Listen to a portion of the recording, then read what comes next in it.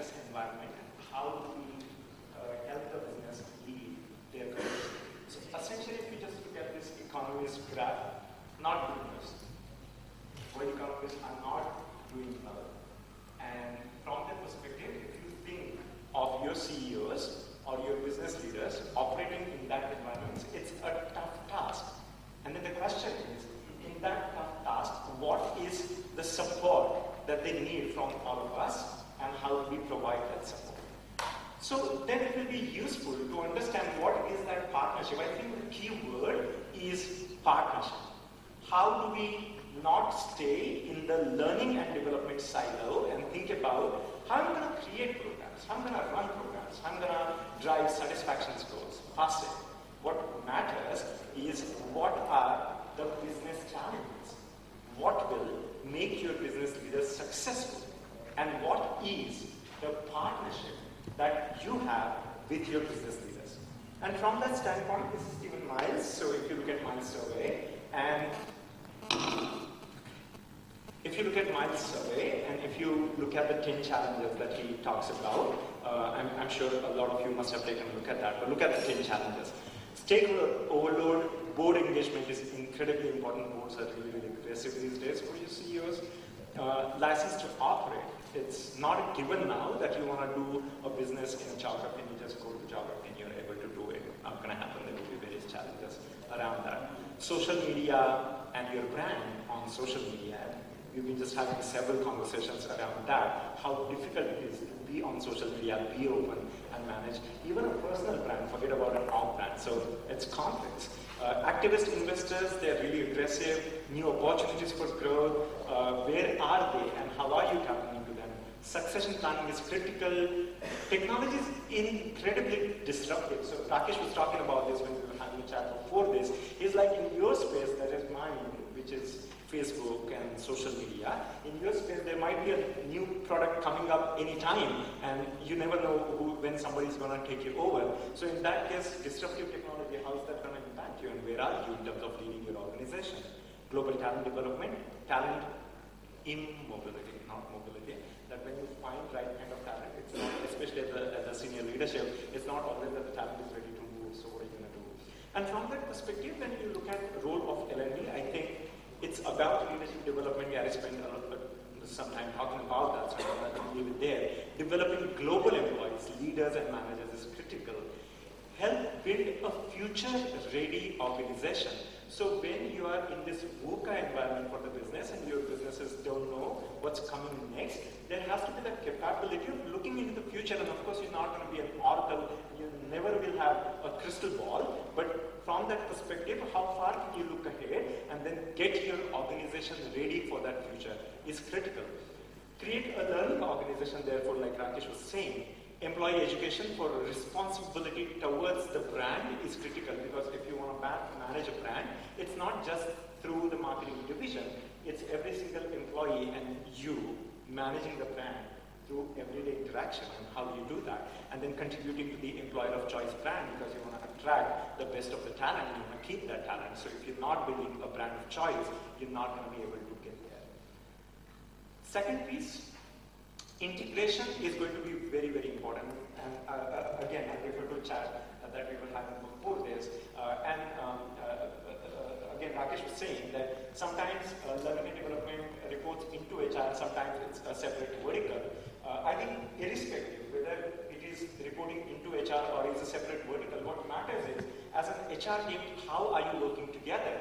Because L&D is absolutely part of the people agenda. And from that perspective, there has to be solid integration. And from that standpoint, what are the critical HR challenges that we have? I think there are 3 that have been called out by the CEP survey, the Corporate Executive Board. Rise of human capital analytics, and how are we tapping into the data. The new networked work environment, that's essentially about having a global, distributed, multi-geography, multi-time zone, multi-cultural team, and then how do you get that team to work together, and then talent scarcity at the top, and then after that, talent immobility that Stephen Miles is talking about, and then how does that impact your organization? So if those are the top challenges that your HR is dealing with, what is the role L&D plays? And from that standpoint, I think a couple of things jump out. One, integrated approach to analytics. Is L&D part of people analytics, or are you a separate thing? And then will that tell a compelling story about your people function? Two, retaining managers and employees from a perspective of this new network work environment. What is this global work environment? Who am I as a leader? What do I need to do? How are you going to retain your managers? At the same time, managers don't do everything. Your employees have to carry the weight as well. How do they do that? And then be a people team, be integrated and have like an integrated people agenda. And then from a leadership standpoint, deploying global leadership programs is really critical. Like Gary was saying, and growing generalist leaders is incredibly important. Third thing, VUCA. So if it's going to be volatile, uncertain, complex, and ambiguous, resilience is incredibly important. Sharing some more bad news. ASTD state of the industry report. It just says, like, I think the summary of the slide is tough times ahead.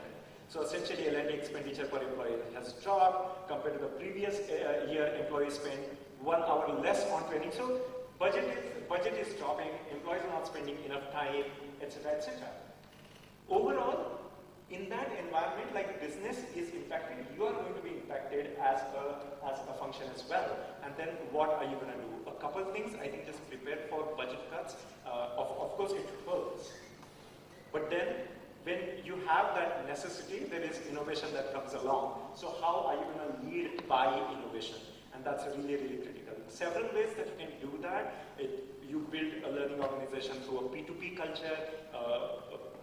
And by P2P, I don't just mean peers leading trainings. They could be coaching their peers, etc., etc. It's also critical, like Shekhar was saying, assessing your own capabilities as an L&D organization. Have you put on your oxygen mask? Incredibly important. Like before you help others, like they say on the airlines, before you help others put on your oxygen mask, make sure that you are upskilling to be able to lead in this kind of an environment and then help others. Innovation is critical. So like I said, the last piece that I want to bring to the table is what are some of us thinking in this environment? And I actually did like a small survey of some of the CLOs. Some people are sitting here. Kaveh is right here, who was part of the survey very graciously. Here are some of the results. Top trends for L&D look like social mobile is incredibly important. When I was here last year, I said the next generation after Y is the S&M generation, is the social and mobile generation. So it's incredibly important how we are going to lead in that domain, and I think all of us seem to be thinking about that.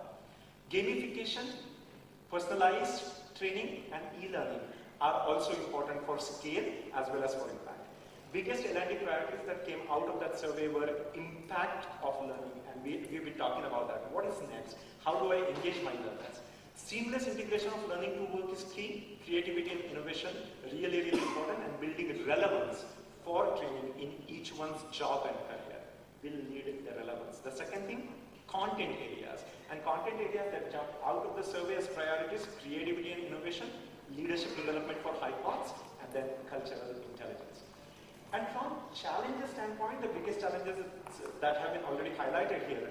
From an operations standpoint, budget, big challenge, leaner budget, so innovation is going to be important. Approaches, how do I approach learning from a multifaceted way to be able to hit right learners right way? And then culture, developing passion for learning in employees is really critical. And then, when I know all of this and I want to do stuff around this, do I have the organizations come in? So I think the essence is, what got us here won't get us there. So we have to think about things differently, understand the challenges,